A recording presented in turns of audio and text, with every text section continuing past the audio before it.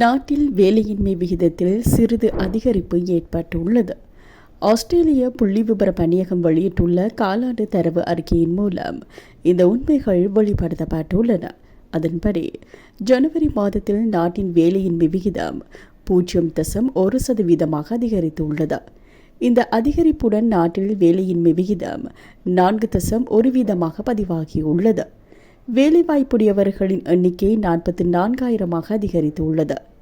அதே நேரத்தில் வேலையில்லாதவர்களின் எண்ணிக்கையும் 23,000 அதிகரித்துள்ளது. மேலும் 2022 ஆண்டின் நடுப்பகுதியில் இருந்து ஆஸ்திரேலியாவின் வேலையின்மை விகிதம் படிப்படியாக அதிகரித்து வருவதாக கூறப்படுகிறது.